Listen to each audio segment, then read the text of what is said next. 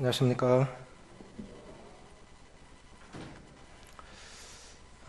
사람이 변한다고 했을 때 우리가 한 면만 보고 그 사람이 변했다 말하지는 않습니다.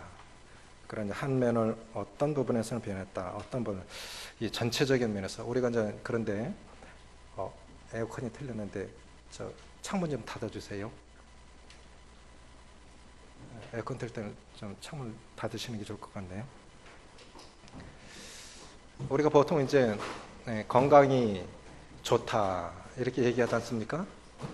그러면 모든 것들이 이렇게 균형을 잃었다고 하는 뜻이겠죠. 그런데 이제 우리가 아프면 한 부위만 아파도 아프잖아요. 이렇게 생각해 봅니다. 자연적 교회 성장 원리라고 하는 그런 책이 있는데 작년에 장로님들하고 1년 동안 그 공부를 했습니다. 오늘날 인덕원이 그렇게 만들어졌다 하는데 우리가 보통 말할 때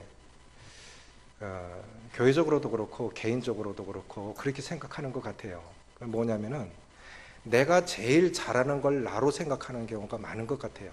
저도 전날에 그랬습니다. 내가 제일 잘하는 게 나다. 보통을 아니야, 내가 가장 못하는 부분이 이 부분이 나야 라고 생각하는 사람 잘 없는 것 같아요. 이제 물통이 있습니다. 옛날에는 포도주 또 지금처럼 항아리가 안 되고 외국 같으면 조각조각 붙여서 티를 둘러서 거기 이제 담았잖아요. 그런데 그게 조각조각 다 이어붙인 거거든요. 그런데 만약에 물동이를 나무 조각으로 할 것 같으면 낮은 나무 조각이 여기 있고 높은 조각이 이만큼 있으면 제일 낮은 나무 조각 그 수치만큼 그 높이만큼밖에 물이 안 담기거든요. 아무리 물을 많이 부어도 새 나가기 때문에 가장 낮은 최소치만큼밖에 물이 안 담겨요. 그래서 성령께서 개인적으로나 교회적으로 계속 이렇게 은혜를 부어주시는데 내가 담을 수 있는 그 그릇으로 준비가 되지 않으면 그것이 안 담기는 겁니다. 그런데 우리는 착각하기를 내가 제일 잘하는 게 나야, 제일 잘하는 이것이 나야 그렇게 착각하고 있는데 실제로 하나님께서 내게 부어주시는 축복을 그 최소치를 높여야만 그만큼 당기는 건데 우리는 그렇게 생각을 안 해요. 그리고 나는 잘한다, 나는 건강한다 그렇게 생각할 수 있습니다. 문제가 뭐냐면 나의 최소치를 발견하는 게 중요한 것 같아요. 그래서 그 부분을 놓고 기도하고 그 부분을 놓고 하나님 앞에 참 이렇게 변화시켜 주시기를 기도하지 않으면 균형 있는 성장을 이룰 수 없다 그렇게 생각을 해봅니다. 사도행전 2장에 보면 이제 오순절날 이 제자들이 성령께서 임하시고 나니까 이렇게 문 닫아놓고 숨어있던 제자들이 밖으로 나가서 담대하게 말씀을 전합니다. 그래서 그 복음을 들은 사람들이 구원을 받고 그래서 하루에 3,000명씩 5,000명씩 구원을 받는데 그 유대인들이 예수님을 십자가에 못 박으로 했던 그 당사자들이 복음을 듣고 뭐라 그러냐면 형제요 우리가 어떻게 할꼬, 그분이 우리가 십자가에 죽이라고 했던 그분이 정말 메시아였다면 구약 성경에서 예언되어졌던 하나님께서 보내신 그 구세주였다고 하면 우리가 죄에 죄를 더해서 하나님의 아들을 죽이는 죄까지 더했는데 그럼 우리가 어떻게 할꼬? 그랬을 때 너희가 각각 회개하고 예수를 주로 모시라. 그래서 이제 그들이 예수님을 믿지 않습니까? 그래서 사도행전 2장 41절에 보면 저희가 그 구원받은 사람들이 제일 먼저 한 것이 뭐냐면 가르침을 받는 겁니다. 저희가 사도의 가르침을 받아 서로 교제하며 떡을 떼며 기도하기를 전혀 힘쓰니라. 그리고 나누는 삶을 삽니다. 그래서 교회가 굉장히 부흥하는 모습을 보죠. 우리가 어쩔 수 없이 인간이기 때문에 어느 부분은 잘할 수밖에 없어요. 그런데 이 최소치를 무시하면 건강할 수 없습니다. 균형이 이루어지지가 않아요. 균형 있게 성장할 수가 없습니다. 그래서 내 최소치를 발견하는 게 참 중요한 것 같아요. 자, 그러면 첫 번째, 삶을 변화시키는 첫 번째 능력 뭐라고 그랬습니까? 복음입니다. 사람이 변하는 건 복음밖에 없습니다.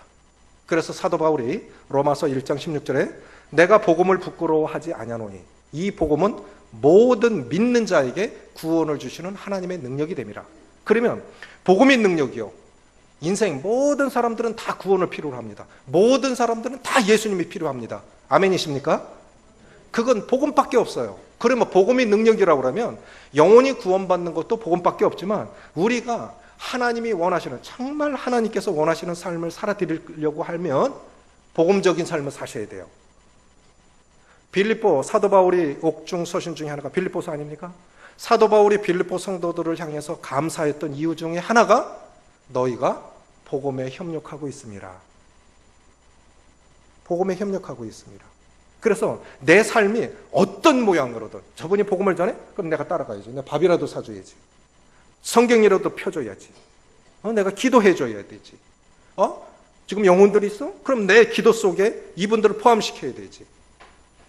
이제 6월 5일, 12일 목양실에서 장로님들하고 이제 침례 받을 분들 침례 상담할 건데 2주간에 걸쳐서 또 이렇게 이 교회 앞에서 구원 받으시고 침례에 순종하실 분들이 간증하실 겁니다.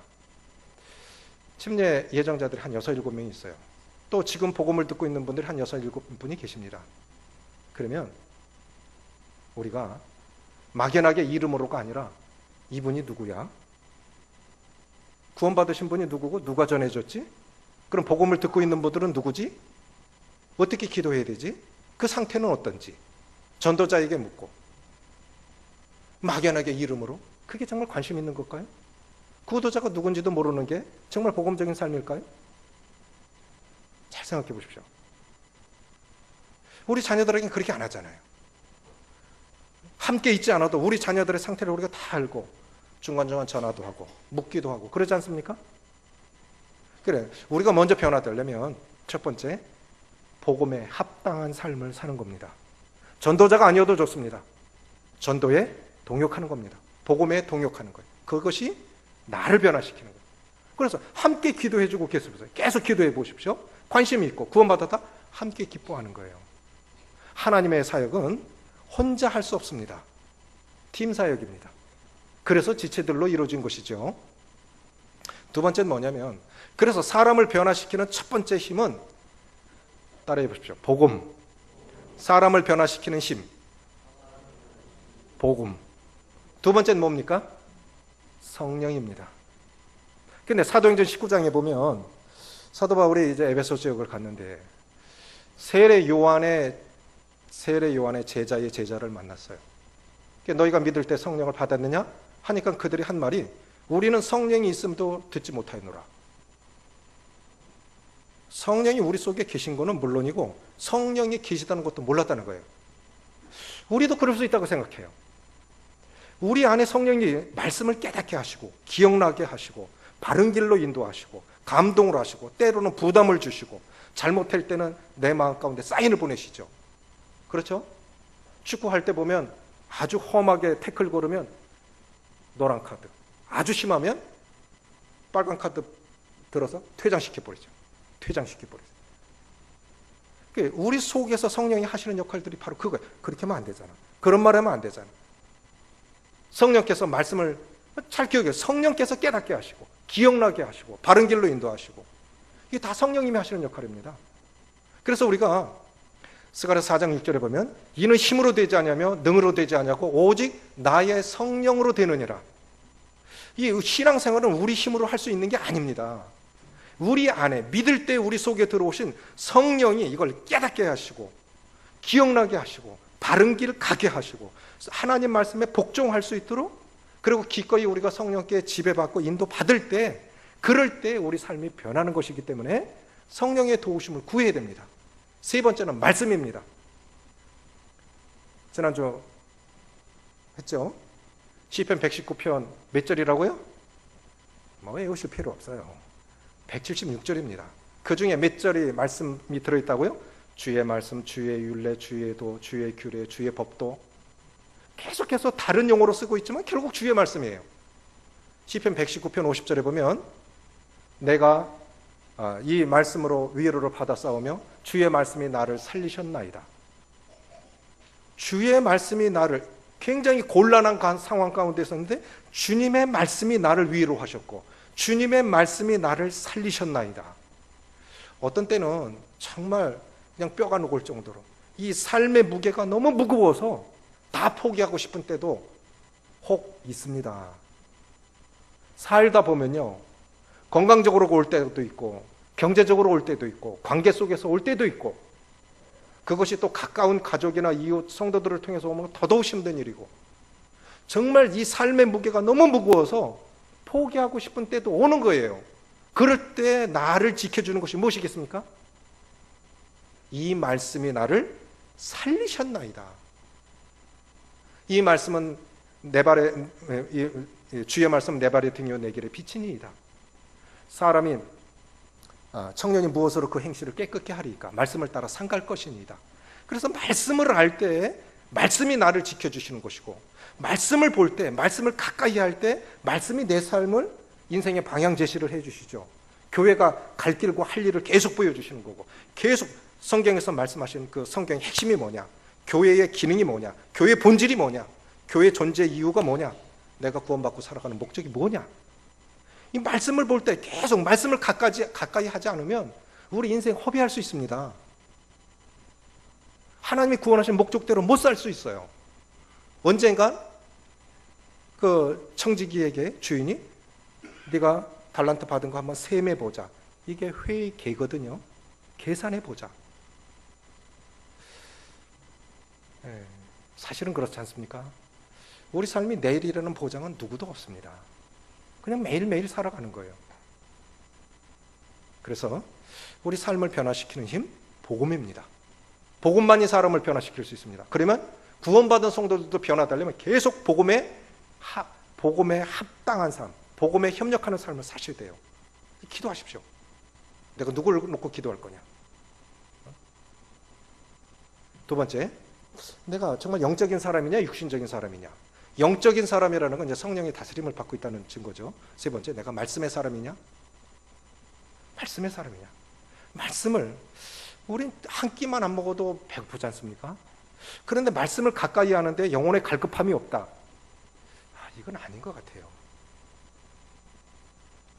말씀을 가까이 할 때, 이관행님 말씀 듣고 사천교회 영남지역 장로모임 갔다 오면서 계속 이렇게 교제를 했는데, 저녁 식사 대접하고 한 8시, 9시까지 교제하다 왔는데, 레바논 난민들을 호주에서 받아들였는데 호주의 골칫덩어리.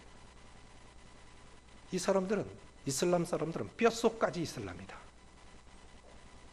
한 번 이슬람은 영원히 이슬람. 이런 말씀하시더라고요.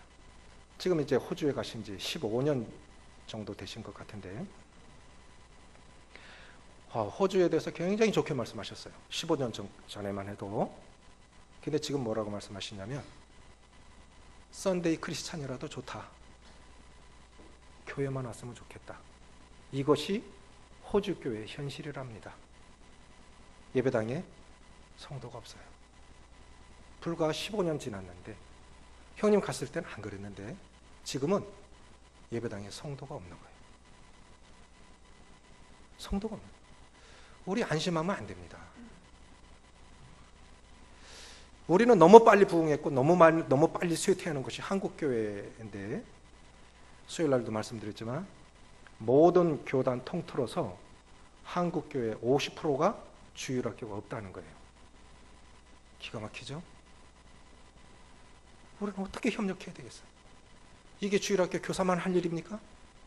성도들이 관심 갖고 교사들 격려하고 이렇게 할 때 함께 복음이 전해지는 것이지, 어찌 그것이 특정 부서, 특정인만이 할 수 있는 일이겠습니까? 교회가 모두 다 누가?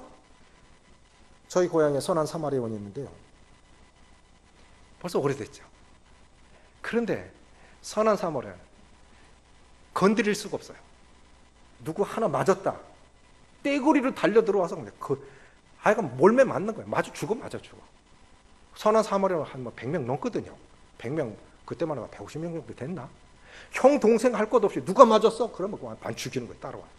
그리고 걔네들 건드리질 못해. 가까이 가려고도 안 해. 그렇죠? 우리는 부모도 없잖아. 그럼 형제도 없으면 우리는 죽는 거잖아. 그 사람들의 이 공동체 의식은 정말 대단해요. 우리는 어떻습니까? 주님의 이름으로 모인 형제 자매, 이런 공동체 의식이 없으면 교회는 결코 부흥할 수 없다고 봐요. 오늘 네 번째, 사람을 변화시키는 힘. 따라해 보십시오. 믿음. 나는 정말 믿음의 사람인가? 과거의 하나님이 오늘의 하나님이 아니라면 그 믿음이 무슨 의미가 있습니까? 하나님을 믿는 믿음이, 예수 그리스도를 그 믿는 믿음이 나를 구원하셨고 세상이 줄 수 없는 기쁨을 주셨고 평안을 주셨고 또 소망이 되셨다고 하면 지금도 그러해야 되잖아요. 과거에 나는 참 믿음이 좋았어. 그런데 왜 지금은 그렇지 못할까? 성경에 보면 주님께서 하나님은 죽은 자의 하나님이 아니라 산 자의 하나님이라고 말씀하셨습니다. 그러니까 어제의 하나님은 어제의 하나님이고 오늘의 하나님이 아니라면 그게 무슨 의미가 있냔 말이에요. 야곱이 이런 고백을 하죠. 내 조부 아브라함과 아버지 이삭이 섬기던 하나님, 나의 나무로부터 지금까지 나를 기르신 하나님, 현재도 길러가고 계시다고 하는 거죠. 이게 야곱의 고백이었거든요. 그러니까 아브라함의 하나님 맞아, 대단한 분이지. 이삭의 하나님 맞아. 근데 내 하나님은 참 힘이 없는 것 같아. 참 약한 것 같아. 똑같은 하나님인데 왜 나는 그렇게 느끼고 있을까요? 결국 믿음의 차이 아니겠습니까? 믿음의 차이. 지난번에 말씀드렸습니다. 결국은 하나님을 경험한 크기가 그 사람의 크기입니다. 아멘이십니까? 말씀을 경험하든 믿음을 경험하든 어떤 것을 경험하든 하나님을 경험한 크기가 그 사람의 크기입니다.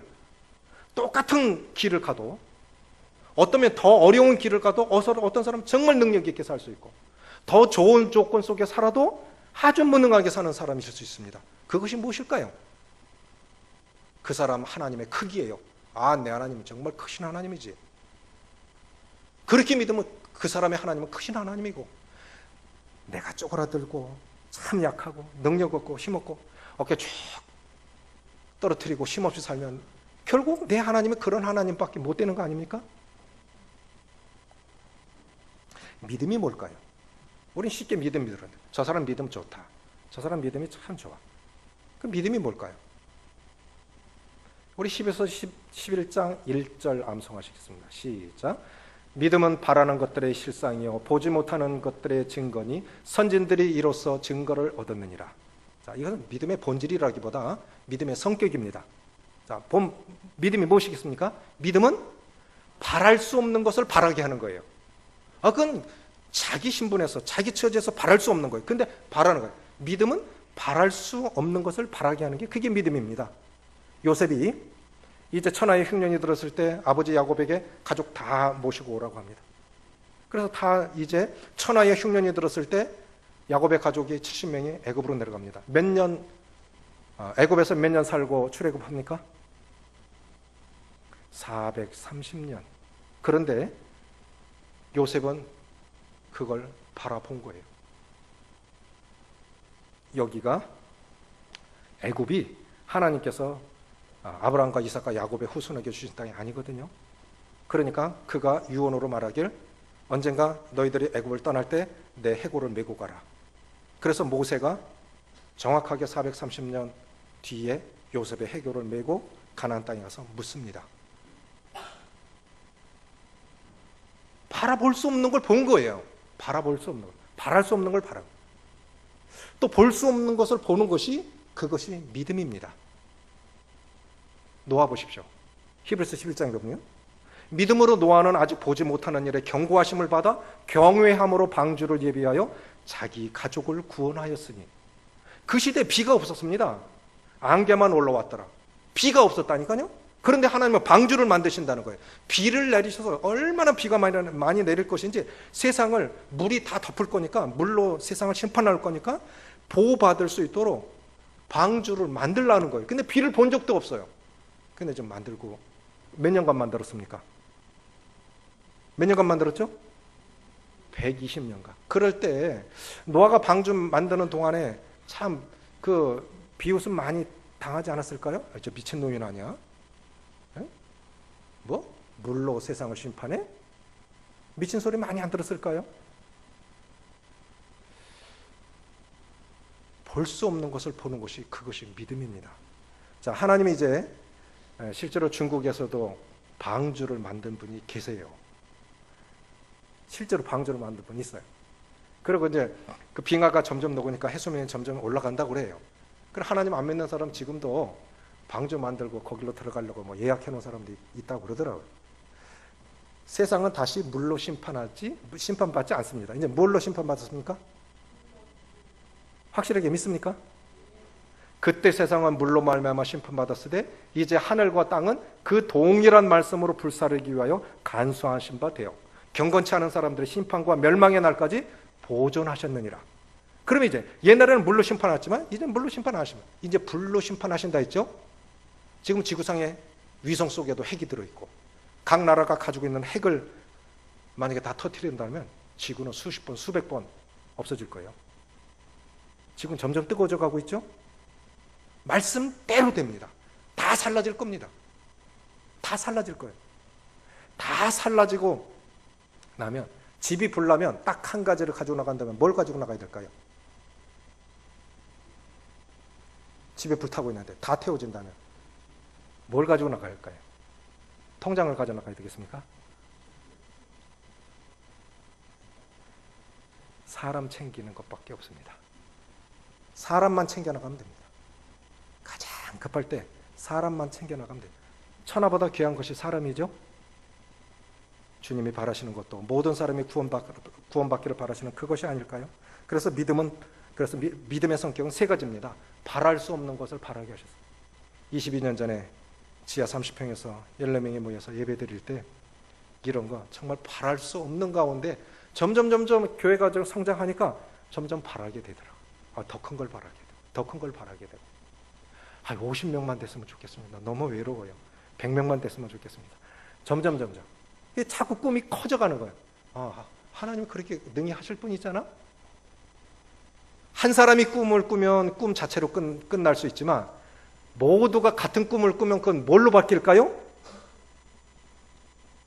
한 사람이 꿈을 꾸면 개인의 꿈으로 끝나지만 따라해 보십시오. 모두가 같은 꿈을 꾸면 현실로 바뀐다. 믿습니까? 아멘입니다. 그게 믿음이에요. 그 비전을 향해서 계속 나아가시를 바라고요. 디즈니랜드 아시죠? 그 월트 디즈니가 1955년도에 벌써 디즈니랜드를 만들었는데 지금까지 관람한 사람이 1억 명이라고 그러네요. 연 1,000만 명이 다녀간다고 그러네요. 그런데 정작 월트 디즈니는 완공을 못 보고 죽었습니다. 그래서 준공식 때 부인에게 시장이 참 안 됐습니다. 이 좋은 걸 못 보고 가셨네요. 부인이 뭐라 그러냐면 참만해요. 내 남편은 벌써 다 봤어요. 내 남편은 벌써 다 봤고 그랬기 때문에 이걸 만들 수 있었습니다. 이미 봤습니다. 이 나라의 어린이들이 이렇게 놀 거리가 없나. 이렇게 어린이들이 이 꿈 많은 어린이들이 이렇게 놀 게 없나. 그래서 디즈니랜드 만든 거거든요. 이미 본 거예요. 그래서 만든 거예요. 그래서 믿음이라고 하는 것은 바랄 수 없는 것을 바라게 하고 볼 수 없는 것을 보게 하고 할 수 없는 것을 가능하게 하는 것이 그것이 믿음입니다. 저는 이제 마가복음 5장에서 우리가 너무나 잘 아시는 이 두 사람을 비교하면서 한번 진정한 믿음이 뭐냐를 남은 시간 동안 좀 소개하고자 합니다. 12해 동안 혈우병 들었던 이 여인 잘 아시죠? 또 회당장 야이로도 잘 아시죠? 두 신부는 너무나 차이가 큽니다. 한 분은 회당장, 유대 공동체에서 회당장이라면 존경받는 지역 유지죠. 상당한 지식과 부와 그런 존경받는 사람이 있을 겁니다. 그런데 12해 동안 혈우병을 앓았던 사람은 가족도 등장하지가 않아요. 그리고 12년 동안 혈우병을 앓았으니까 육체의 생명은 뭐에 있습니까? 육체의 생명은 피에 있습니다. 그런데 그 피가 흘러나간다고 하는 건 죽어가고 있다고 하는 건 증거죠. 그렇죠? 죽어가고 있는 거예요. 있는 돈 다 썼는데 형편은 더 나빠졌어. 그런데 뭔 얘기를 듣냐면 예수라고 나사렛 예수라고 하는 분이 있는데 그분이 죽은 자도 살리고 귀신도 고쳐내고 문둥병자도 살리고 뭐 모든 것을 다 고친대더라 라는 소문을 듣습니다. 그래서 이 여인이 주님을 찾아와요. 또 한 사람이 와요. 이 앞서 뭐가 나오냐면 주님이 이제 군대 귀신 들린 거라 사인을 고쳐주고 가버나움에 갔는데 주님, 많은 사람들이 이렇게 주님 만나기 위해서 왔지만 특별히 주님을 만나야 될 아주 간절한 그러한 소원을 갖고 나온 두 사람이 있어요. 그 사람이 하나는 12년 동안 혈루병 앓았던 12의 혈루병 든 사람이고, 또 하나는 회당장 야이로입니다. 이 회당장 야이로가 유대인들은요, 특별히 유대교인들은 주님을 배척했던 사람들이에요. 바리새인, 율법사들, 제사장들, 공회원들 다 주님을 배척했던 사람들인데, 외동딸, 12살 된 외동딸이 죽어가고 있으니까 할 수 없이 예수님께 찾아와서 그 앞에 무릎을 꿇고 간곡하게 살려달라고 요청합니다. 그래서 이제 그 회당장 야이로의 외동딸을 고쳐주시기 위해서 가는 과정 속에 12의 혈루병 든 사람이 끼어든 거예요. 이건 삽입장이에요. 사실은 야이로의 딸을 고쳐주기 위해서 가는 과정 속에 일어난 일입니다. 신문적으로 보면 너무나 차이가 큽니다. 공통점이 있어요. 12회 동안 혈루병을 앓았고 야이로의 딸 12살입니다. 절망적인 상태죠. 둘 다 죽어가고 있습니다. 둘 다 믿음을 요구하고 있습니다. 한번 이 12의 혈루병 든 여인과 야이로를 생각해 보면서 진정한 믿음이 무엇인가 한번 생각해 보십시오. 자, 부정한 여인입니다. 정상 이 여인들이 정기적으로 생리하는 기간도 부정하다고 했으니까 비정기적으로 하는 건 더 부정한 거죠. 사회 활동을 할 수가 없어요. 부정한 사람들은 이 거룩한 공동체에 끼워주질 않습니다. 그런데 낳고 싶은 거예요. 믿음이 뭐냐면, 예수님 안에 구원이 있고 예수님 안에 치유의 능력이 있다면 주님께로 이 부정한 여인에게 못 오고, 너무나 할 일이 많으시죠. 그럼 내가 만져도, 주님이 내 손에 몸을 못 대면 내가 대도 낫겠지, 이런 믿음으로 가는데, 12해 동안 혈루병 든 여인을 통해서 받는 교훈이 뭐냐, 결국은 이제 주님께 다가가서 이렇게 고침을 받는데, 교훈이 뭐냐면은 믿음의 역사를 경험하기 위해서는 극복해야 할 장애물이 있다고 하는 겁니다. 뭐가 있다고요? 믿음의 역사를 경험하기 위해서는 극복해야 할 장애물이 있어요. 이 혈루병 든 여인에게 있어서 이 장애물은 무엇입니까? 나의 오늘의 믿음의 삶의 장애물은 무엇이죠? 극복해야 할 장애물은 무엇입니까? 다 있습니다. 이 여인에게 있어서 장애물은 무엇입니까? 24절에 이에 그와 함께 가실새 큰 무리가 따라가며 에워싸 밀더라. 군중들은 이렇게 생각했을 것 같아요. 뭐냐? 야, 또 한 번의 기적을 볼 수 있구나. 그냥 뭐 평범한 사람도 아니고 회당장 외동딸을 고치는 거를 우리가 한번 눈으로 보자. 또 한 번의 기적을 볼 수 있구나. 그래서 주님의 제자들도 정말 흥분이 됐을 것 같아요. 또 한 번 기적을 볼 수 있구나. 그래서 그냥 군중이 에워싸서 막 몰려가니까 이 여인 들어갈 틈이 없잖아요. 그렇지 않습니까? 구경꾼들로 인해서 이 여인이 치료받을 수 있는 이 기회를 놓칠 수 있는 거예요. 모든 사람에게 다 장애물이 있습니다. 장애물.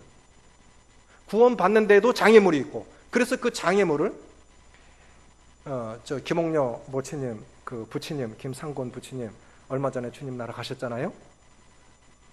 그분 제가 복음 전했어요. 장장 3시간 동안 같은 말씀을 그거 뭐 복음의 원리가 똑같으니까 한 번 전하고 또 못해. 그걸 다시 리바이벌 한 거예요. 그렇게 3번을 이제 믿겠습니다. 이제 믿습니다. 뭐가 걸렸냐? 전도자들은 이거 알아야 돼요. 그 구원에 이르지 못하는 장애물이 다 있어요. 특별히 남자들에게는 제사입니다. 특별히 한국 사람들에게 가장 큰 장애물은 제사입니다. 이건 굉장한 믿음을 요구하는 거예요. 우리 교회 가운데 또 이 장애물을, 큰 장애물을 극복하신 형님이 계시죠. 그래서 부모님 다 구원받으셨어요. 이거 해결되고 나니까 바로 믿으시더라고요. 우리들이 모두에게도 성장하지 못하는 장애물이 있어요. 나무가 시름 알아요? 잎이 떨어져요. 그런데 외상으로 보면 아무것도 없어요. 뿌리가, 벌레가 뿌리를 갉아먹어 가니까 속에서부터 죽어가고 있는 거예요.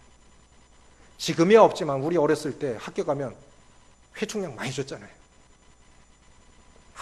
얼굴이 하얘갖고 빼빼 말라가요. 옛날에 얼마나 가난했으면 회충약 많이 먹었잖아요. 그렇지 않습니까? 뭔가 내 믿음을 성장 못하도록 하는 어떤 장애물이 있다고요.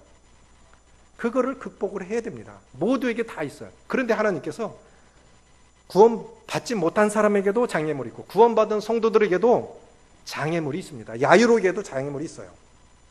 그거를 극복해야 믿음이 능력으로 역사할 수 있습니다. 한 명씩 한 명씩 헤쳐서 주님께로 나아갔죠. 27절에 그런데 예수의 소문을 듣고 무리 가운데 끼어 들어가야지. 들어가야 돼. 이제 마지막 희망이 아니라 저는 이렇게 생각해요. 그것을 마지막 희망이라고 안 봅니다. 왜냐하면 저는 이 여인에게 있어서 주님과의 만남은 유일한 희망이었다고 믿습니다. 약으로도 안 돼. 돈으로도 안 돼. 그 모든 의사들이 아무도 못 고친 거예요. 그런데 다 나았다는 거예요. 예수 만난 사람들 죽은 자도 살았다는 거예요. 그러면 예수님 만지면 나도 나을 수 있겠구나. 유일한 희망, 그 믿음이 있는데, 그래서 저는 이렇게 생각해요. 진정한 믿음은 열정을 갖게 합니다. 아멘이십니까? 저는 이렇게 생각해요. 그건요, 진짜 믿음이 없거나 믿음이 작기 때문에 열정이 없어서 쉽게 포기하는 거지. 진짜 믿는다면 포기하지 않아요. 진짜 믿는다면 포기하지 않는다고요. 이것이 마지막 희망이 아니라 유일한 희망이라고 믿는 사람은 포기하지 않습니다. 정말 매달릴 거예요. 어떻게 그 지체 높으신 분이 니고데모도 밤에 왔지 않습니까? 만약에 그것이 유대 사회에 소문이 났다면 회당장 야이로가 예수 만나고 왔대. 자기 집으로 모셨대. 외동딸 고쳐달라고. 소문 나쁘면 고립당할 수 있어요. 유대 사회에서 쫓겨나는 거예요. 유대인들은 아주 특별한 민족이라 유대 사회에서 배척된다는 건 이방인과 똑같이 여긴다는 뜻인데 그거를 각오하고 불렀을 겁니다. 그런데 이 한 사람 헤쳐나가면서 이 극복을 이렇게 해나가는데 27절에도 무리 가운데 끼어와서 이제 뒤로 와서 그 옷에 손을 댔습니다. 보십시오. 그런데 예수님이 31절에 제자들이 여짜오되 무리가 애워싸 미는 것을 보시며 누가 내 손을 대었느냐 물으시니, 여기 세 번이나 무리가 애워싸서 밀고 갔다 했죠. 남자들, 그것도 부정한 여인이 한 사람 해짓고 또 너무 이렇게 심하게 하면 남자한테 거기서 그냥 예수님 만나지도 못하고 쫓겨날 수도 있지 않습니까? 얼마나 조심하면서 얼마나 정말 간절하게, 또 야이로의 집에 들어가 버리시면 이제 끝나는 거예요. 못 가는 거예요. 아주 못 만나는 거예요. 그 전에 만나야 한다는 얼마나 간절한 마음과 얼마나 촉박한 심정으로 야이로의 집에 들어가기 전에 만나야 되는데 이 군중도 어떻게 하나하나 해집고 들어가서 결국 주님 몸 탁 됐어. 즉시로 느낀 거예요. 옛날에 이동마님이 그러시대요. 바우쿠스 목사하고 김천에서 개척을 하셨는데 1년 동안 통역을 하셨는데 열매가 한 명도 없는 거예요. 주님의 뜻이 아닌가 보다. 헤어지자. 각자 갈 길로 가자. 그래서 바우쿠스 목사 그쪽으로 가고, 형님이 이제 그 고종 사촌 형님이 국회의원이시잖아요. 그분 소개해서 이제 부산에 철광회사 들어가셔서 뭐 높은 지에 올라가서 돈 잘 버시는데 속에서 골마가지고요, 배를 개복해갖고 열어놓고 깊지도 못하고 고름이 나가지고 그 냄새가 얼마나 썩는 냄새가 나겠어요. 그래서 수박을 항상 깨놨대요. 병실에 냄새가 나니까. 그런데 하나님 앞에 자기는 안 거죠. 그 병이 왜 왔는지. 의사들은 못 고치는데 자기는 느낀 거예요. 주님은 나를 일꾼으로 부르셨는데 내가 지금 돈 벌러 나왔어. 하나님, 내가 불복종하니까 하나님이 나를 치신 거야. 이거는 의사가 낫게 할 수 있는 병이 아니야. 내가 순종해야 돼.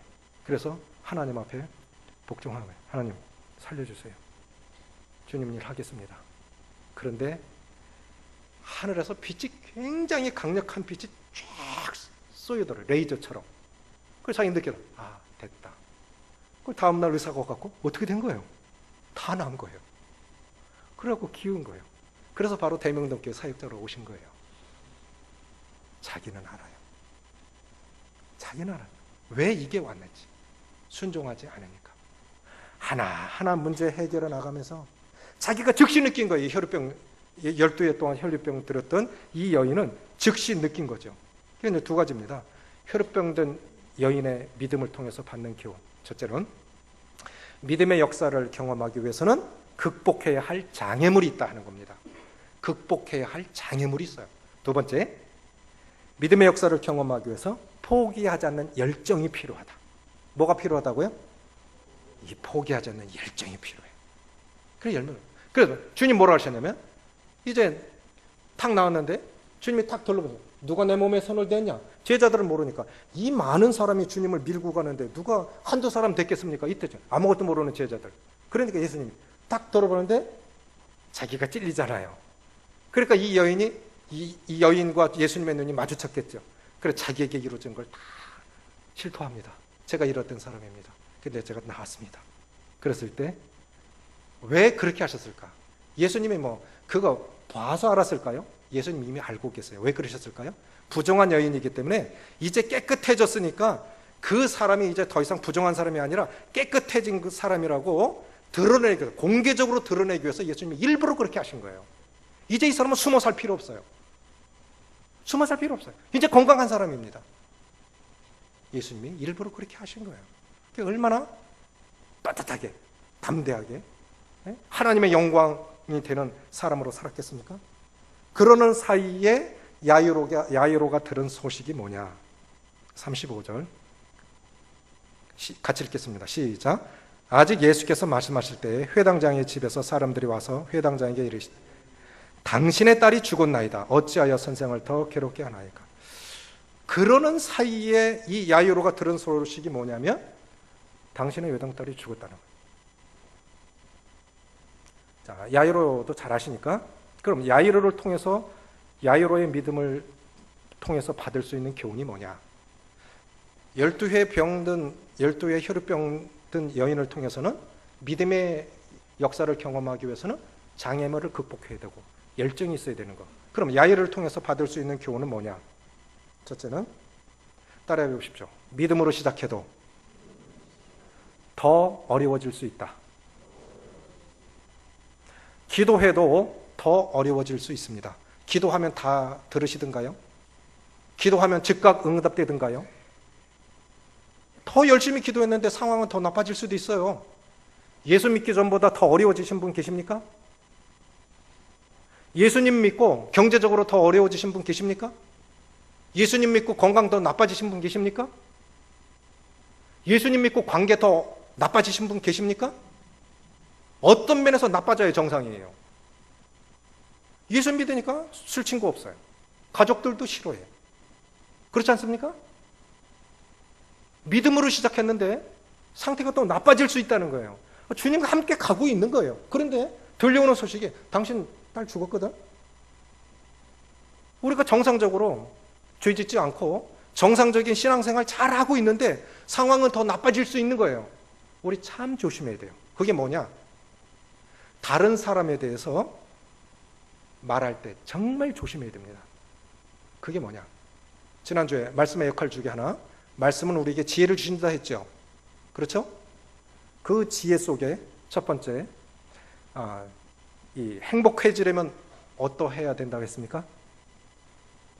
남의 말 좋게 하라고 했죠. 그렇죠? 행복해지려면 남의 말 좋게 해야 돼요. 그리고 좋은 날 보기 원하는 자는 혀를 금하여 말을 아끼라고 했죠. 그렇죠? 이게 지혜예요. 성공하기 원하는 자 진실을 말하라. 행복하기 원하는 자 남의 말 좋게 하라. 좋은 날 보기 원하는 자 말을 아끼라. 그런데 누가 이렇게 또 왜 저래? 그러면 우리가 상태가 나쁘면 그러니까 저렇지. 조심해야 됩니다. 하나님 그대로 받게 하십니다. 사람 판단하고 정죄하면요 그대로 받게 하십니다. 그래야 깨달으니까. 그러니까 정말 조심해야 돼요. 가는 과정에 주님과 동행하고 있는데 당신 딸 죽었어. 이 소식을 들은 거예요. 저는 이렇게 생각할 것 같아요. 만약에 야이로가 믿음이 없었다면 왜 저 혈우병 든 여자 때문에 내 딸 살려달라고 지금 했는데 왜 여자한테 시간 지체하는 사이에 내 딸 죽었잖아요. 원망할 수도 있었을 것 같아요. 그렇지 않습니까? 왜 거기서 엉뚱하게 시간 허비해갖고 내 딸 죽었잖아요. 진짜 믿음이 있다면 죽은 자도 살릴 수 있는 주님이시죠. 맞습니까? 그래서 중요한 건 상황이 아니에요. 상황이 아니에요. 그래서 야이를 통해서 받는 교훈은 뭐냐? 첫째, 믿음으로 시작해도 더 나빠질 수 있다라는 것을 아십시오. 내가 요즘 왜 사업이 이렇게 안 되지? 왜 내 기도 제목이 응답이 안 되지? 내가 그렇다고 죄 짓는 거 아닌데. 주님과 동행하고 있는데. 내가 왜 이렇게 안 되지? 정상이에요. 낙심하지 마십시오. 정상입니다. 그건 하나님의 더 큰 영광을 드러내기 위해서 그렇게 하신 거예요. 베단이 나사로 죽었다는 소식을 듣고도 주님이 더 지체하셨죠. 장사했지요? 그런데 그러면 냄새가 날 정도니까 완전히 죽은 거 아닙니까? 그런데 왜 그렇게 하신 겁니까? 나는 부활이요 생명이니 나를 믿는 자는 죽어도 살겠고 죽어서 나를 믿는 자는 영원히 살아서 나를 믿는 자는 영원히 살리라는 이 말씀을 실제로 증명해내야 하는 사람이 나사로였기 때문에 진짜 죽었어야 됐던 거예요. 그래서 바로 안 가신 거예요. 저건 사람이 한 게 아니야. 그런 말씀 들어보셨어요? 자네 하나님 대단해. 자네가 하나님 안 믿었으면 못 살았을걸? 왜 그렇게 하신 겁니까? 그건 사람이 할 수 없는 일이에요. 그래서 그 일을 허락하신 거예요. 그러니까 믿음으로 살아도 어려움은 올 수 있다 하는 것입니다. 이렇게 절직하는데 미리 들었어요. 아마 더 나빠질 수 있습니다. 독이 다 빠져나오거든요. 그래요. 5일째 되는 날은요. 이틀이 멀다 하고 나오던 두드러기가 온몸에 나와서 지도 그려놓은 것 같아요. 그 전에는 두드러기 나도 가렵지 않았거든요. 근데 이제 너무 가려워. 제가 느낀 게 있어요. 그분 말, 형제님이시니까 신지식인에 올라가니까 과학적으로도 증명된 거니까 이제 그분 믿는 거죠. 그래. 가려운 건 내가 신경세포가 회복이 되고 있다는 증거구나. 두드러기 나고 처음에는 가려웠는데 나중에 안 가려운 건 신경세포가 이제 건강하지 않으니까 가렵지도 않은 거잖아. 근데 이제 가렵고 이게 나온 거는 갑자기 이렇게 되면 이게 독이 빠져나오니까 이렇게 한목에 뿜어져 나왔거나 점점 없어지더니 이쪽으로 이렇게 두 쪽으로 이렇게 돼서 이제 이 팔로 옮겨가는데 한쪽으로는 일리 들어갔어요. 근데 여기가 쓰레기통이래요. 일리 온 거는 원래 쏙 들어가더니 없어졌는데 이거는 싹 피해서 일리 온 거예요. 손가락 끝에까지 왔어. 이제 이틀 지나면 절치 끝내야 되는데 16일째 들어가는데 이틀 전에 사고 터지더라고. 그러고 나서부터 이제 안 나요. 나 참 신기한 게 그래서 제가 느낀 게 이 마가복음 5장 본문을 그래서 제가 이걸 믿음으로 택한 거예요. 믿음의 삶을 살아도 상황은 더 나빠질 수 있습니다. 중요한 건 결과가 중요한 거겠죠. 그렇죠? 결과가 중요한 겁니다. 따라해 보십시오. 현상을 잡지 말고 본질을 잡으라. 믿음의 주요 또 온전케 하시는 이 예수를 바라보자. 우리의 상황은 항상 바뀝니다.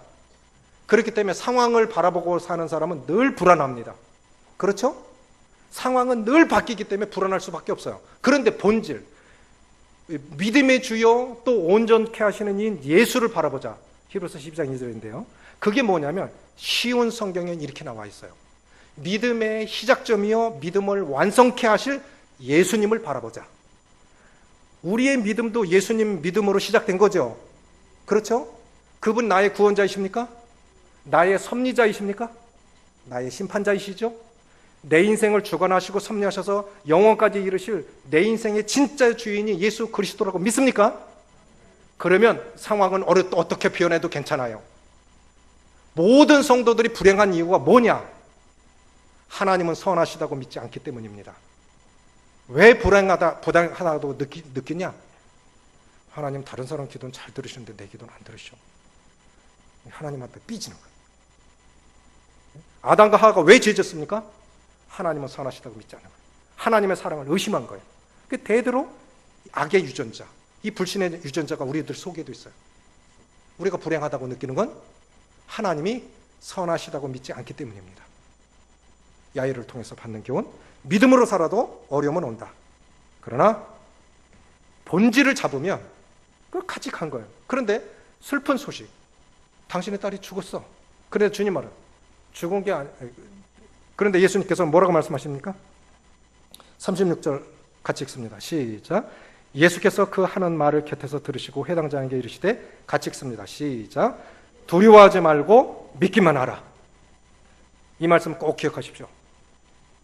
우리는 여러 이유로 안 좋은 소식 듣습니다. 당신 딸이 죽었어. 비슷한 소식 살아가면서 수없이 들을 거예요. 주님 나라 갈 때까지. 그거 신경 쓰지 마십시오.